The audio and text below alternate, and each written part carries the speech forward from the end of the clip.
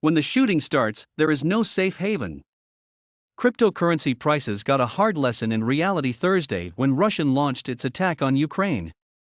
The conflict sent gold and oil prices soaring, while stocks and crypto headed south.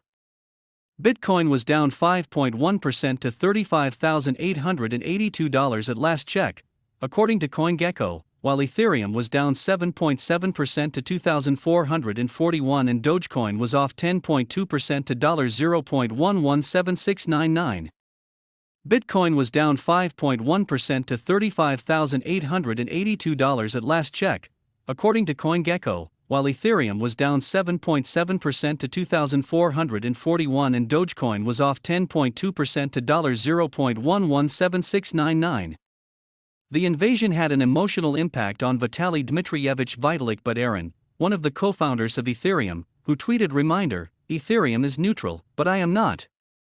Vitalik, a Russian-Canadian, said that he was very upset by Putin's decision to abandon the possibility of a peaceful solution to the dispute with Ukraine and go to war instead. "This is a crime against the Ukrainian and Russian people," he wrote.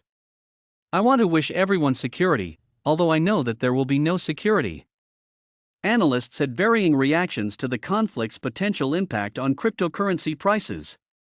Cliff Hodge, chief investment officer for Cornerstone Wealth, was blunt in his assessment.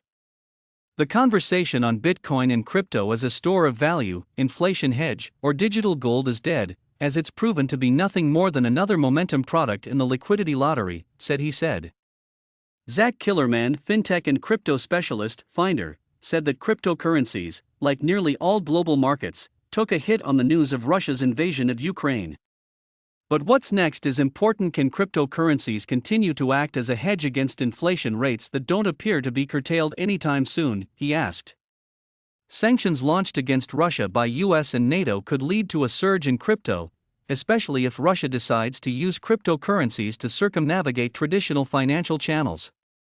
President Joe Biden on Thursday unveiled new sanctions on Russia, including export controls that will impose severe cost on the Russian economy, both immediately and over time, according to CNN. News outlets, including the New York Times, have suggested that Russia could use cryptocurrency to blunt the force of US sanctions. Meanwhile, Ukrainians have been raising thousands of dollars for volunteer groups by crowdfunding Bitcoin.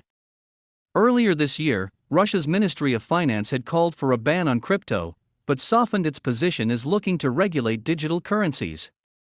Cryptocurrencies would be treated as investment tools, not legal tender, preventing their use as a means of payment for goods and services. With Russian President Vladimir Putin urging regulators to compromise on crypto policy, Killerman said we might be seeing a shift in Russian crypto relations. But just as past performance is never indicative of future performance, comparing how BTC and cryptocurrencies in general have weathered storm after storm gives us no guarantee on what's next, he added. Investors across the board, both fiat and decentralized, will want to pay extra attention to global events as they unfold. Edward Moya, senior market analyst for the Americas with Oanda, said that Wall Street has a lot of confidence in the global economic outlook now that a Ukraine-Russia war will likely continue to fuel inflationary pressures that will make this a challenging environment for growth in all risk assets, especially cryptos. Investors are running to gold right now, and will wait to jump back into crypto until they feel confident that the bottom is in place with the stock market sell-off, he said. With the Nasdaq testing bear market territory and the Dow correcting 10%, risk appetite remains vulnerable, and that suggests cryptos will likely struggle to muster up a sustained rebound anytime soon. Junior Thiamu, founder of Miners Defy Miners, said that we must keep in mind, cryptocurrency is still a new developing technology that for many is associated with uncertainty. It will require more time to be accepted by society at large. I am not surprised Bitcoin is falling right now, because people are panicking, he said. While I cannot predict the extent of this conflict, things will eventually settle down and people will begin thinking more rationally. This will lead to the destabilization of Bitcoin, Thiamu said, while simultaneously instilling people with a new sense of trust in crypto because it was able to bounce back.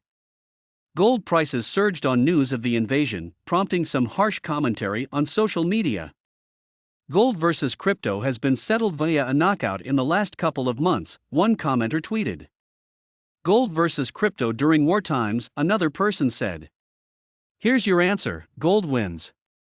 Gold versus crypto debate has been silenced for now, another person tweeted. Meanwhile, look at what gold prices are doing, another person said. It looks like gold is still the gold standard, ha. Of inflation and market risk hedging in cryptocurrency is just a turd. However, Theema said that while gold has been used for decades to store value, it is not considered a secure asset to physically store, especially in times of conflict. When the government declares a state of emergency, he added, they can demand funding or even confiscate precious commodities such as gold from their citizens. Bitcoin is stored virtually on the blockchain, where it is safer, Theema said. Ultimately, Bitcoin will take over the role of gold as country's primary means to store value.